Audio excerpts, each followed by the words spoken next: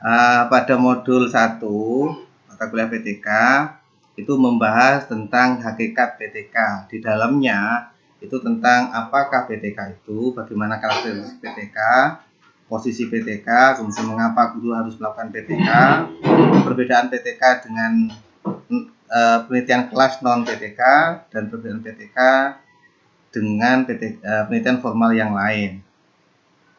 Oke, banyak sekali penjelasan di modul, saya ringkas menjadi satu kalimat saja.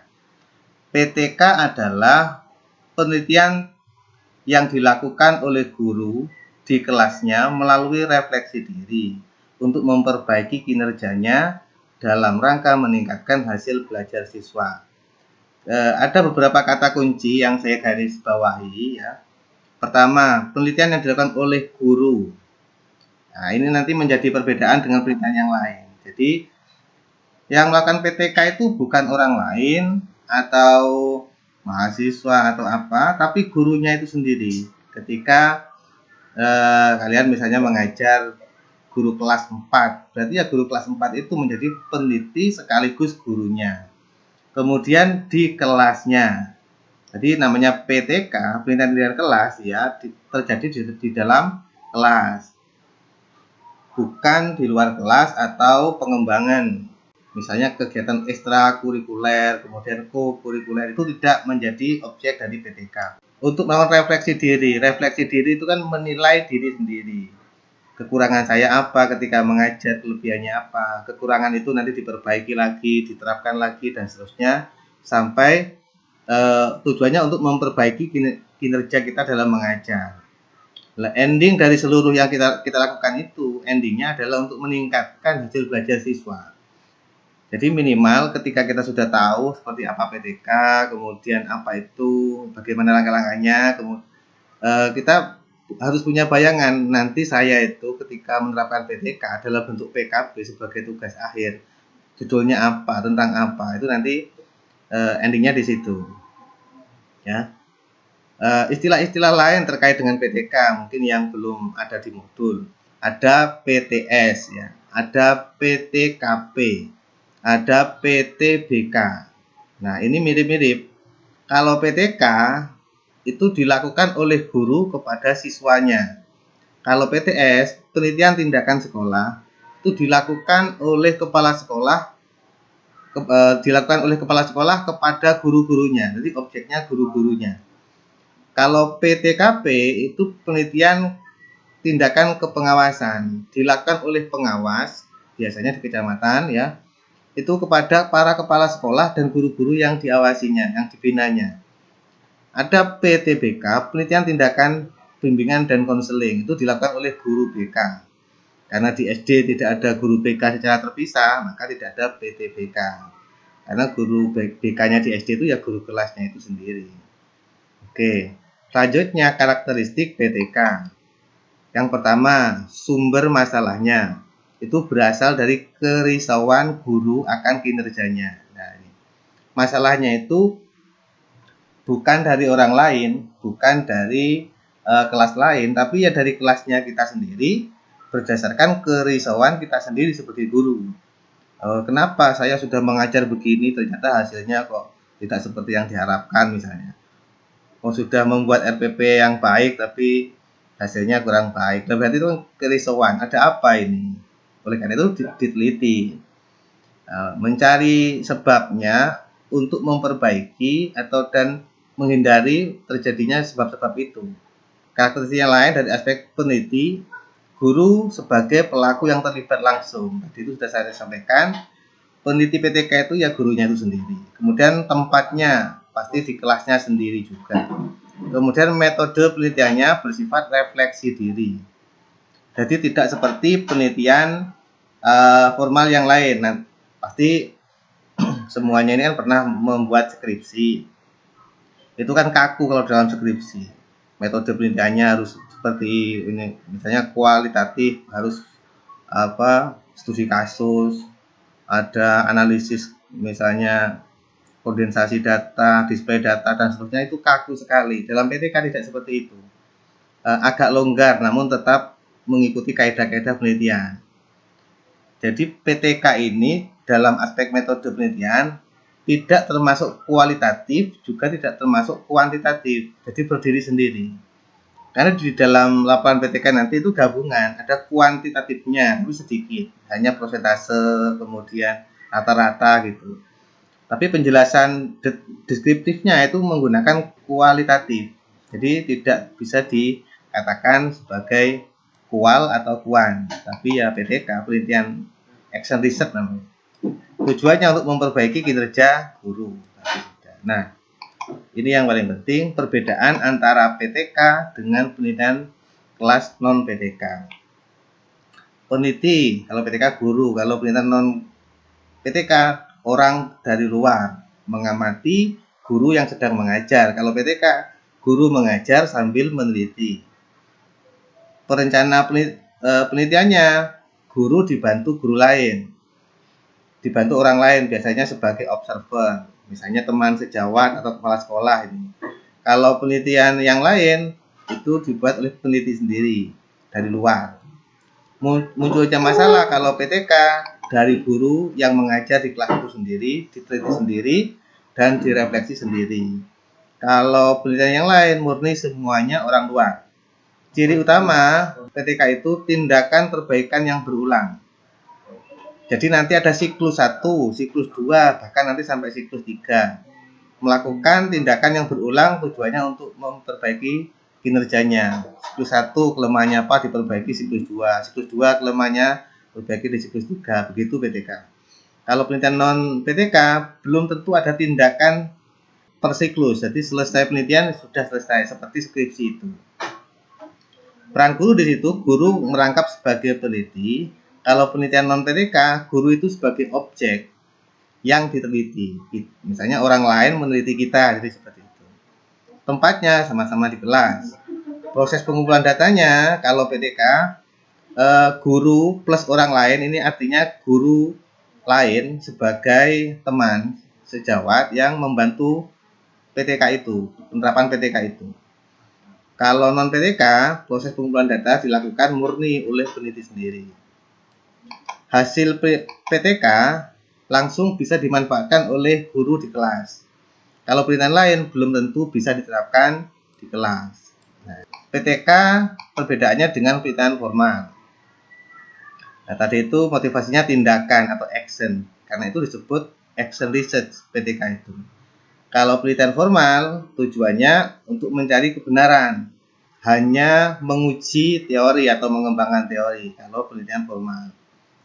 Kalau PTK sumber masalahnya dari diagnosis status. Kalau penelitian formal ada dua, induktif dan deduktif. Mungkin semuanya sudah paham. Jadi umum ke khusus dan atau khusus ke umum. Kalau PTK dari diagnosis kasus. Maaf ini. Diagnosis kasus yang terjadi di dalam kelas. Nah, tujuannya kalau PTK itu memperbaiki praktek, ya praktek mengajar maksudnya. Kalau penelitian formal itu untuk verifikasi dan generalisasi pengetahuan. Untuk apa namanya? Biasanya di penelitian itu ada preposisi, ada temuan akhir atau disebut novelty. Hanya menemukan itu, menemukan kebaruan hasil penelitian itu. Kalau PTK tujuannya untuk memperbaiki praktek mengajar. Peneliti yang terlibat kalau PTK, pelaku dari dalam. Kalau penelitian formal, orang luar yang berminat untuk meneliti itu. Dilihat dari sampelnya.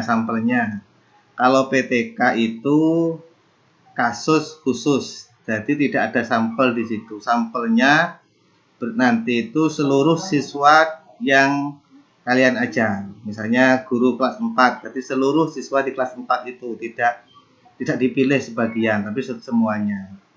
Kalau penelitian formal yang kuantitatif itu ada namanya sampel, menghitung bagian dari populasi, berarti ada perwakilannya. Metodologi PTK itu longgar tapi tetap jujur, objektif, dan tidak memihak. Longgar ini maksudnya fleksibel, nanti tidak terlalu kaku harus seperti ini, tidak. Misalnya hanya menggunakan hitung-hitungan rata-rata saja misalnya boleh, tidak harus menggunakan analisis regresi, analisis macam produk momen dan lain-lain, tidak harus seperti itu. Kalau penelitian formal yang kuantitatif itu lebih kaku dan baku, objektif dan tidak berpihak. Biasanya analisis dalam penelitian formal itu lebih rumit, lebih banyak hitung-hitungannya. Kalau kualitatif rumitnya ya di deskripsinya. Kalau dilihat dari penafsiran hasil PTK, untuk memahami praktek melalui refleksi diri yang membangun. Hasilnya itu tujuannya untuk refleksi diri, untuk perbaikan diri. Kalau penelitian formal, hasil penelitiannya itu untuk mendeskripsikan, mengabstraksi, menyimpulkan, dan menemukan teori. Ini biasanya kalau di skripsi hanya mendeskripsikan dan memahami. Kalau di tesis S2 itu lebih pada mengkritisi. Jadi mengetahui, memahami, mengkritisi kalau S2. Kalau S3 itu disertasi mengetahui, memahami, mengkritisi, dan memberikan solusi atau sumbangan teori baru. Nah, kalau dilihat dari hasil akhirnya, tujuannya ya kalau PTK untuk meningkatkan prestasi belajar atau hasil belajar siswa, itu tujuan akhirnya. Kalau penelitian formal untuk menguji teori atau mengembangkan teori. Nah, lebih luas lagi. Mengapa guru harus melakukan PTK? Bahkan tugas akhir di UT itu membuat laporan PTK dalam bentuk PKP istilahnya. PKP itu ya PTK itu sebenarnya.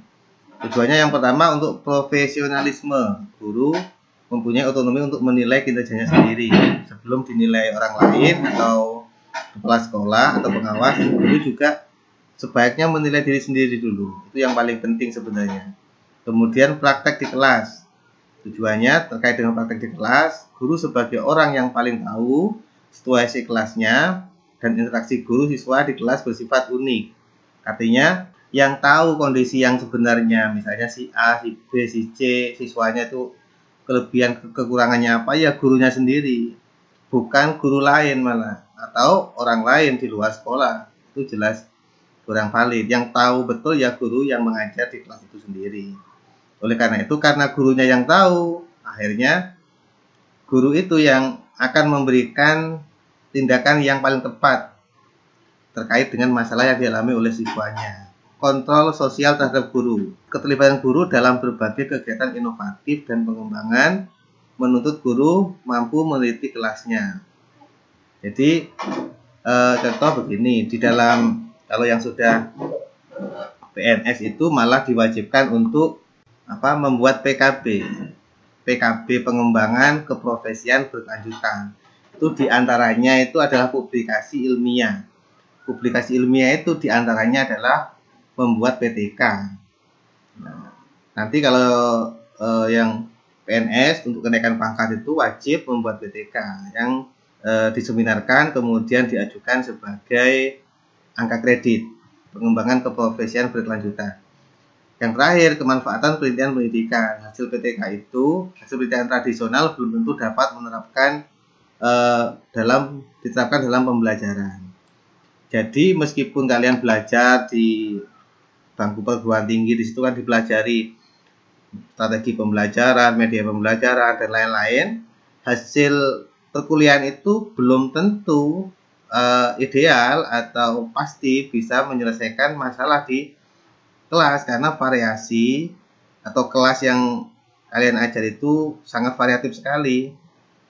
Misalnya strategi A ini berhasil di kelas ini, belum tentu juga akan berhasil di kelas yang lain. Oleh karena itu harus ada refleksi diri melalui PTK. Kenapa kok sudah diterapkan metode ini, strategi ini, media ini tetap saja misalnya tidak berhasil? Berarti ada aspek kelemahan yang perlu dikaji. Nah, kemudian terkait dengan manfaat PTK.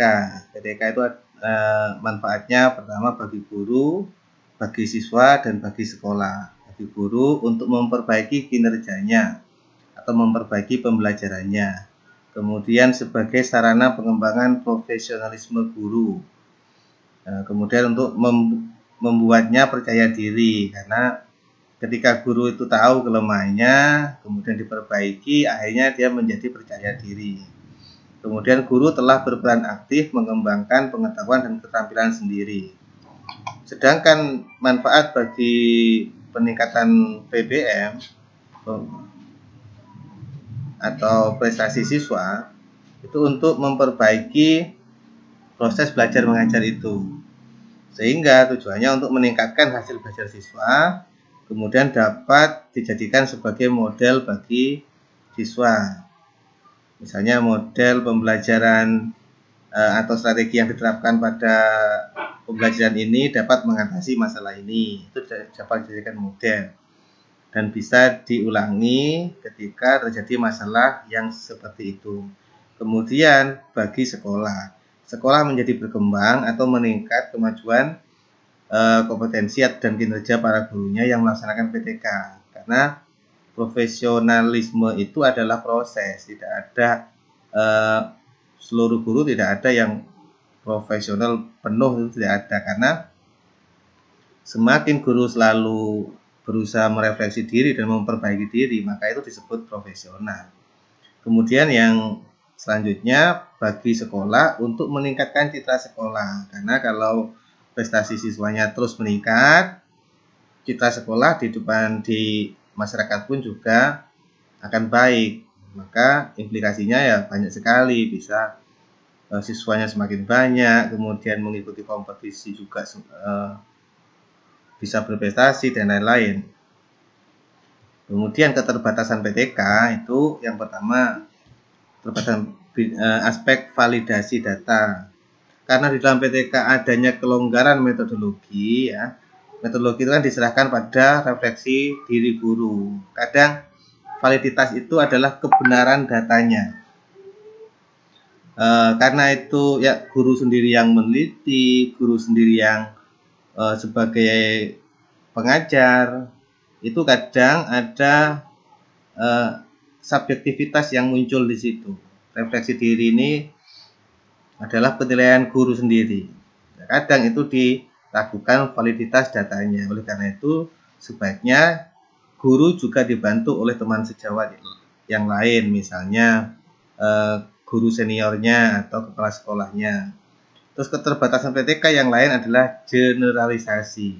Hasil PTK itu tidak dapat digeneralisasikan. Atau hasil PTK di kelas A itu disamakan hasilnya di kelas yang B juga seperti itu, tidak seperti itu. Jadi pelaksanaannya terbatas hanya di kelas tempat guru melakukan PTK itu sendiri. Tidak bisa digeneralkan, mungkin seperti penelitian-penelitian formal yang lain. Kalau penelitian formal yang lain, misalnya temuan di sekolah ini juga bisa diterapkan di sekolah yang lain atau disamakan hasilnya. Nah, yang terakhir adalah persyaratan PTK. Syaratnya itu yang pertama, kepercayaan dan pemberian kebebasan kepada guru, kemudian kurangi birokrasi di sekolah, kemudian komitmen sekolah, keterbukaan di sekolah tentang masalah-masalah yang dihadapi, kemudian sikap mendukung adanya inovasi di sekolah, rasa percaya diri guru dan siswa, guru siap menghadapi konflik apabila hasil inovasinya dianggap menyalahi kebiasaan sekolah. Nah, mungkin cukup sekian ringkasan dan penjelasan terkait dengan modul 1 mata kuliah penelitian tindakan kelas, khususnya pada mahasiswa Universitas Terbuka. Semoga bermanfaat. Saya Heri, Assalamualaikum warahmatullahi wabarakatuh.